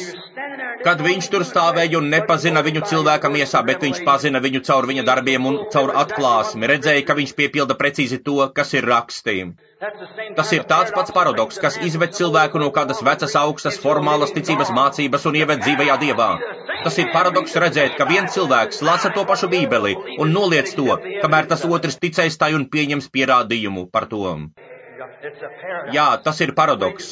Kad viņš redz, kā tas iedarbojas uz tā otra dzīvi, viņam, protams, būtu jāsaprot, ka tas ir tas pats Dievs. Viņa mācība ir nepareiza, jo tā ir pretrunā.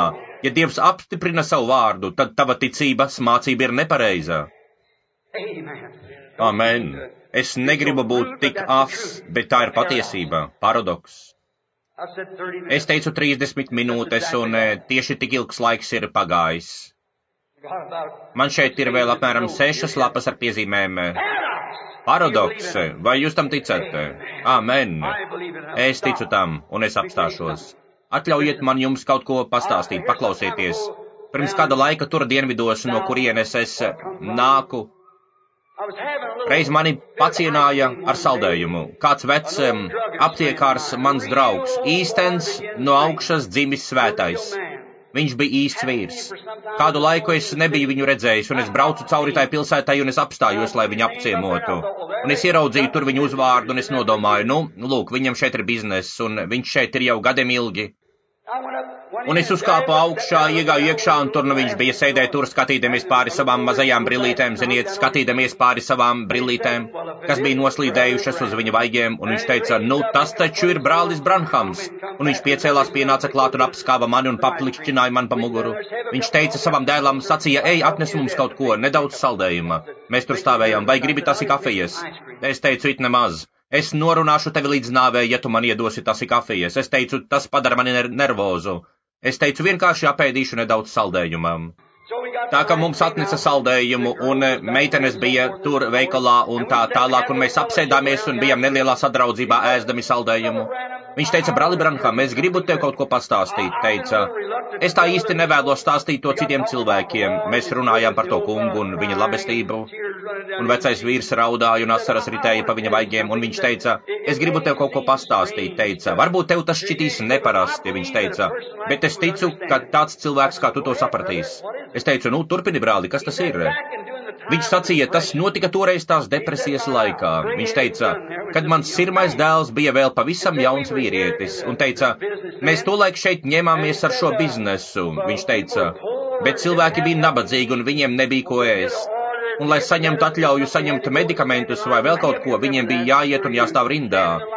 Un daudzi no jums to atceras, protams, ka atceraties, stāvēt rindā, lai saņemtu atļauju no apgabala, lai tu varētu dabūt tās zāles vai dabūt kaut ko ēšanai.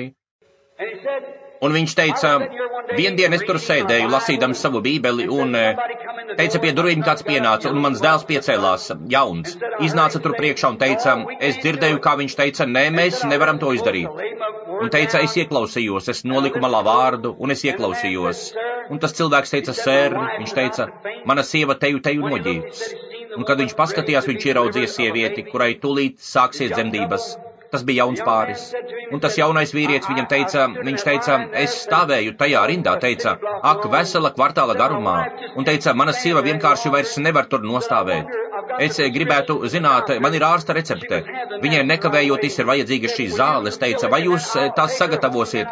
Un tad es viņu aizvedīšu mājās, un tad es aiziešu un nostāvēšu rindā. Es dabūšu atļauju uz tām, ja jūs... Un dēls teica, sēr, tas ir pret noteikumiem, mēs nevaram to darīt.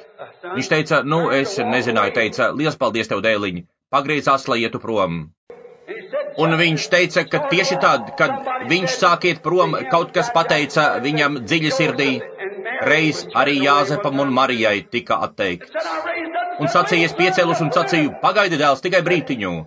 Un sacīja, tas cilvēks apstājās, un es aizgāju, paņēmu recepti, atgriezos atpakaļ un sagatavoju to. Kamēr viņš gaidīja, turēdams savas sievas roku, un viņa bija tik vārga, ka vienkārši balstījās viņam uz pleca. Un teica, es izgāju ārā, un viņš teica, piedodiet, ka man tas ir jādara, ser. Viņš teica, viss kārtībā. Viņa galva bija nolaista, un viņš vienkārši stiepa roku. Un kad viņš ielika to viņa rokā, viņš teica, brāli Branham, es redzēju Jēzu. Teica, es ieliku to tieši viņa rokā. Teica, brāli Branham, tur bija viņš, tieši tāds, kāds tas ir attēlots tajā gleznā. Es nevarēju parunāt, un tas vīrs pagriezās un izgāja no ēkas. Viņš teica, vai tu tam tici, brāli Branham? Es teicu, es ticu tam ar visu, kas ir manī. Protams. Svētais Martins no Tūras, ja jūs esat lasījuši par Svēto Martinu, viņš bija karavīrs. Un viņam bija savs, viņš gāja sava tēva pēdās, viņš vienmēr juta Dieva aicinājumu. Vienīgi, manuprāt, viņa radinieki nebija gluži reliģiozi. Un kādu dienu viņš gāja, vēsture saka, ka tā bija augsta ziema, un viņš bija, pie vārtiem gulēja kāds vecubaks, un viņš mira no augstuma. Un daudzi cilvēki, kas būtu varējuši pabarot šo veco vīru vai iedot viņam kādas drēbes, viņš prasīja turēdams izstieptu roku. Vienkārši vecs bārdains, netīrs vīrs gulēja pie pilsētas vārtiem, un viņš sacīja, palīdziet man kāds, es salstu. Es šonakt nomiršu, iedodiet man kāds man drēbes. Svētais Mārtiņš jau bija atdevis visu, kas viņam piederēja, un viņa mugurā, kā jau karēvim, bija tikai viņa apmetnis. Viņš stāvēja maliņā un vēroja un skatījās, vai kāds to neizdarīs. Cilvēki nāca un gāja, bet neviens negribēja viņam palīdzēt. Tad viņš piegāja turklāt un paskatījās uz to veco vīru, viņš juta viņam līdzi, viņš novilka savu apmetni, paņēma savu zobenu un pārgrieza to uz pusēm. Vienu tā daļu viņš uzlika sev ap pleciem, bet otrajā daļā viņš ietina veco ubagu, lai tas izdzīvotu līdz nakts beigām un devās prom. Cilvēki smējās par viņu un sacīja, kāds smieklīga izskata karavīrs, valkā tikai pusi apmetņa. Tajā naktī, kad viņš gulēja gultā, viņš pamodās. Kāds bija ienācis istabā.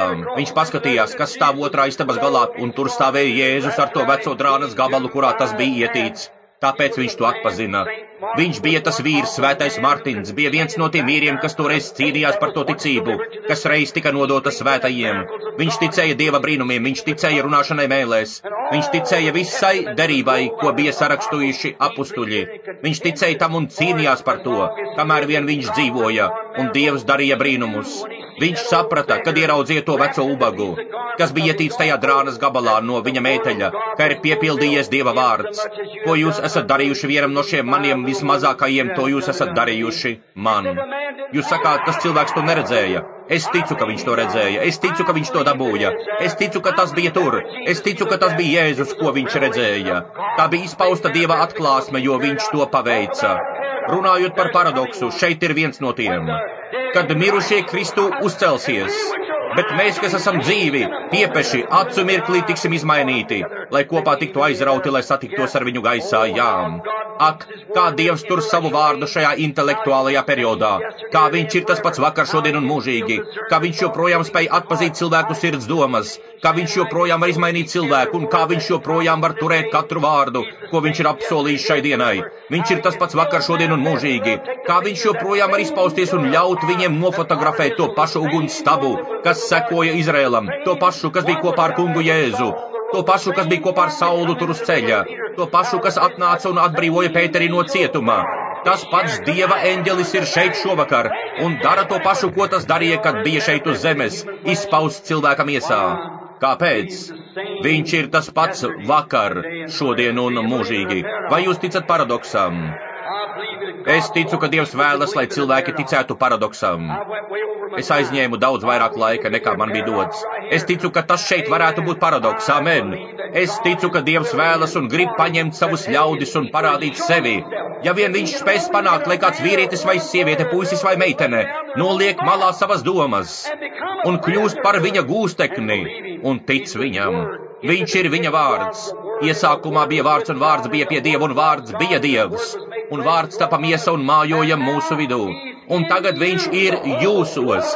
Godības cerība, tas pats vakar, šodien un mūžīgi. Viņš teica Jāņa evaņģēlijā 14:12. Kas man tic tos darbus, ko es daru, arī viņš darīs. Viņš apsolīja Lūkas evaņģēlijā, kā tas bija Sodomas dienās, kad izredzētā draudze, Abrahama grupa, saņem zīmi, kā saņēma Abrahāms, un Lata grupa saņem zīmi, kā saņēma Lats. Tas ir ļoti neparasti, ka mums ir bijuši visi tie lielie reformatori, Luters un Veslīs, bet mums tur nekad nav bijis tāda vīra, kura vārds beigtos ar Ham. Vēstnesis pasaulē. Graham. Ir 6 burti. Abraham ir Abrahāms. Mums ir bijuši Mūdijs, Senkī, Finnijs un Noks Kalvins, bet nekad nav bijis Ham, tēvs tautām. Tagad mums tāds ir, tas ir paradoks. Vai jūs to zinājāt? Un paskatieties, viņš pilnīgi precīzi dara to, izsauc viņus no Sodomas. Bet atcerieties, Abrahāmam tur bija arī vēstnesis viņa grupai. Amen. Un kādu zīmi viņš izdarīja, kad viņš bija pagriezis muguru teltī? Sacīja, es apmeklēšu jūs saskaņā ar mana apsolījuma laiku, saskaņā ar dzīvības laiku. Un viņš sacīja, kur ir tava sieva Sāra? Sacīja, viņa ir teltī tev aiz muguras. Un kad viņš to pateica, Sāra smējās pie sevis. Viņš sacīja, kāpēc Sāra smējās, sacīdama, tas nav iespējams? Saprotat? Jēzus sacīja, kā tas bija Lata dienās, tā būs cilvēka dēla atnākšanas laikā. Tie darbi, ko es daru, Dieva vārds piepildījās. Ja jūs paliekat manī, mani vārdi paliek jūsos, tad lūdziet, ko vien gribat, un tas jums tiks izpausts. Tas ir paradoks. Redzēt Dieva apsolījumu, kas tika dots pirms 2000 gadu, bet draudzes ētika ir aizvedusi cilvēkus tik tālu prom. Bet tā visa vidū Dievs nonāk un atkal atnes šo vārdu savā draudzē, pilnīgi precīzi. Tas ir paradoks. Vai jūs ticat viņam? Lūksim. Ja šovakar šeit ir cilvēki, kuri vēlētos redzēt, kā ar jums tiek īstenots paradoks un izmainīt savas sirdis no neticības uz ticību Dievam, paceliet lūdzu rokas un sakiet, kungs, atceries mani, lai Dievs jūs svētī, tikai paskatieties uz tām rokām. Debesu Tēvs, tur ir tik daudz roku, ka es nebūtu spējīgs katram pateikt, lai Dievs tevi svētī. Bet tu zini viņus visus. Izmaini viņu domāšanu, kungs. Lai tas notiek, paradoks. Viņi vienmēr ir nedaudz šaubījušies. Varbūt viņi ir ticējuši daļēji. Varbūt daži no viņiem pat pieder draudzei, un tomēr viņi nekad nav nonākuši līdz tam, lai viņiem būtu tā augstākā brīvība. Ticēt un zināt, ka to, ko Dievs ir apsolījis, Dievs ir spējīgs piepildīt. Tomēr mēs apliecinām, ka esam Ābrahāma dzimums, kurš nešaubījās par Dieva apsolījumu neticībā, bet bija stiprs slavēdams Dievu. Tagad, Tēvs, Dievs, es lūdzu Jēzus vārdā, lai tu esi žēlīgs viņiem. Dievs, nonāc šovakar mūsu vidū, virzies virs mums un parādi mums, ka tu joprojām esi brīnumu Dievs. Uztaisi paradoksu, kungs, un parādi mums, ka tavs vārds joprojām spēj atpazīt sirds domas un nodomus. Tu joprojām esi tas pats, kas tika izpausts tur, ko Abrahams nosauca par Elohimu. Tas kungs, Dievs, radītājs, vispietiekošais, pats par sevi pastāvošais. Dievs, tu joprojām esi mūžīgais Dievs, tas pats vakar, šodien un mūžīgi, un tava dēla asinis ir darījušas draudzi svētu un šķīstījušas to. Tas vārds, ja vien viņi būtu varējuši to paņemt, nepievienojot ticības mācības, kungs. Bet, lūk, viņš teica, es esmu vīnakoks, jūs esat zari. Zari nes vīnakoka augļus, jo vīnakoks, tas ir zara dzīvība, nāk no vīnakoka. Cik ļoti mēs pateicamies tev par to, kungs, cik tas ir pilnīgi. Un šajā neticības un māņticību un visādu ticības mācību dienā, tu joprojām esi tas pats Dievs, kas apturēja sauli Jozuvas dēļ. Tu esi tas pats, kas bija uz tās nūjas, ko Mūzus izstiepa virs jūras. Tu esi tas pats, kurš ar Mūzus muti varēja izsaukt utis, blusas, vārdas, jebko. Tu esi tas pats Dievs, kas varēja ielikt debesīs lietu. Tu esi tas pats, kas izlies uguni no debesīm. Tu esi tas pats vakar, šodien un mūžīgi. Kungs Dievs, parādi mums šovakar savu godību, izglābjot un piepildot katru cilvēku, kas ir pacēlis savu roku. Dāvā to, kungs, lai tā nav tikai kārtējā formālā lūkšana, lai tā nav kārtējā ceremoniālā rokas pacelšana, ko ir izraisījusi kaut kāda neliela ietekme, bet lai tas ir no viņu sirds dziļumiem, kad cilvēki brēdz. Kungs Dievs, rādi manī ticību, kas var ticēt tev un var pieņemt katru vārdu un apliecināt katru apsolījumu ar amen. Dāvā to, Tēvs. Es tagad uzticu to tev Jēzus Kristus vārdā. Amen. Labi.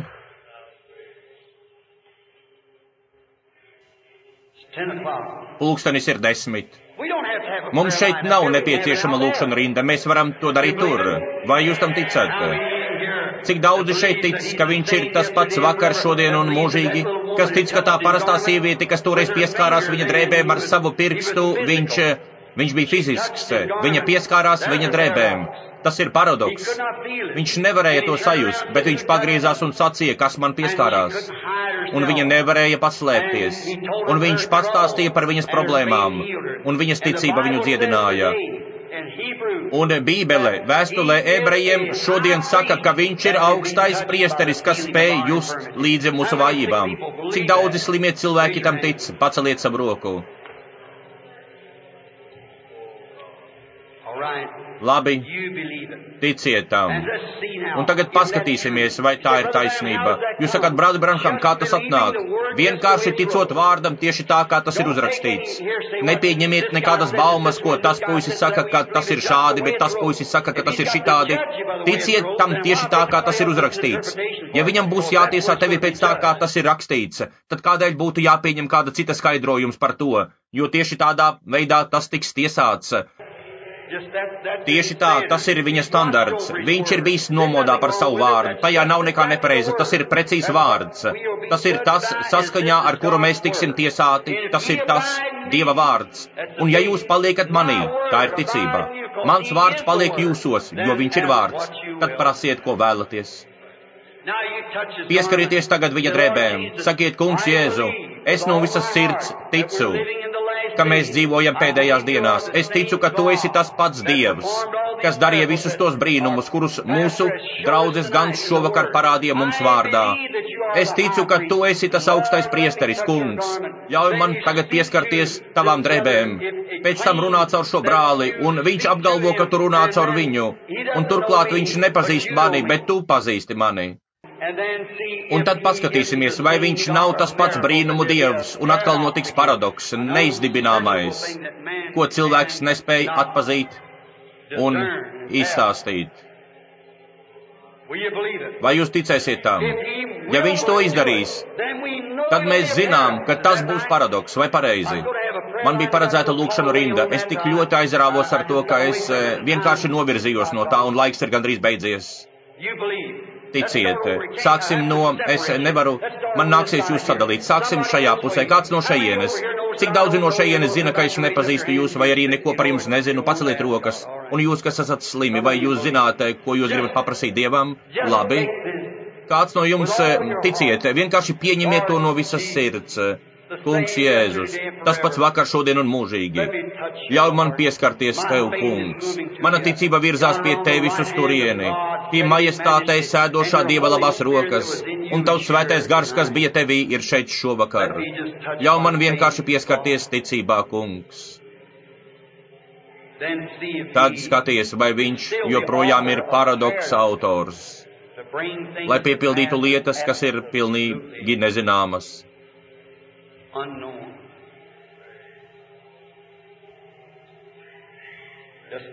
Vienkārši esiet godbijīgi. Lūk, vai redzat to šeit? Tā ir melnādaina kundze, kas sēž tepat aizmugurē.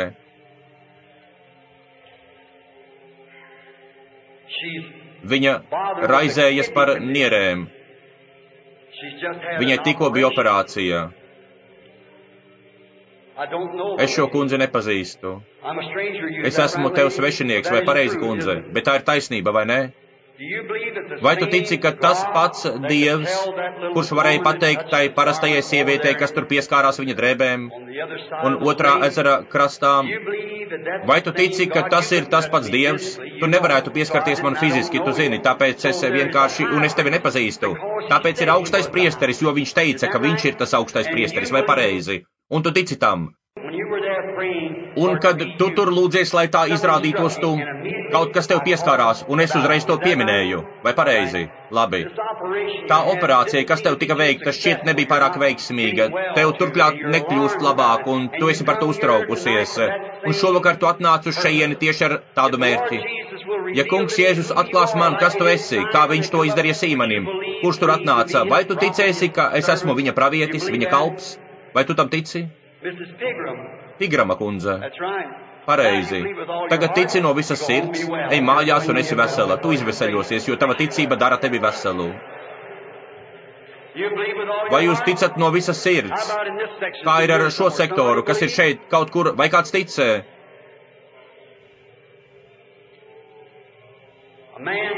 Vīrietis, kas sēž tur beigās, viņš tieši no acu problēmas. Es nezinu, vai viņš zina, jā, tagad viņš mani ir uztvēris, viņš jūt garu. Jā, vai redzat to gaismu virs tā vīrieša? Otisa kungs, tāds ir tavs vārds. Es esmu tev pilnīgi svešs, bet tu esi noraizējies par savām acīm. Kristus dara tevi veselu, tava ticība. Pajautājiet tagad tam vīrietim, vai es kādreiz esmu viņu redzējis, kaut ko par viņu zinājis, vai tai sievietei, lai kas tas arī nebūtu, tas ir paradoks. Vai jūs tam ticat? Viņš ir tas pats vakar un šodien. Viņš apsolīja tos darbus, ko es daru, arī jūs darīsiet. Tieši tā viņš identificēja sevi kā mesiju, vai pareizi? Nu, viņš ir tas pats vakar, šodien un mūžīgi, un jūs zināt, ka tas nevar būt.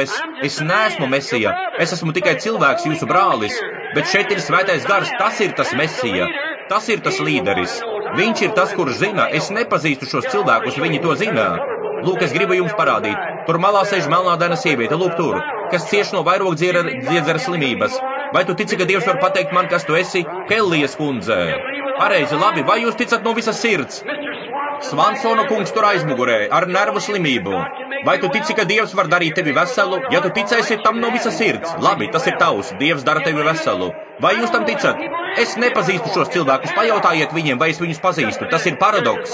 Brītiņu uzgaidiet, tur ir tā gaisma. Tā ir apstājusies virs kādas sievietes. Es zinu, kas viņa ir. Viņa sēž tepat. Neuztraucies, Kolinsa kundze. Beidz raizēties par to, no kā tev paliek slikti. Viss būs labi, Dievs ved. Lūk, es pazīstu to sievieti, es zinu, kas viņa ir. Viņa ir no Indiānas vai Kentucky, es viņu pazīstu. Viņas vīrs tur ir manas draudzes loceklis. Viņš tur ir diakons, jauks cilvēks. Bet tur ir tā gaisma. Vai tad jūs neredzat to tieši virs viņas?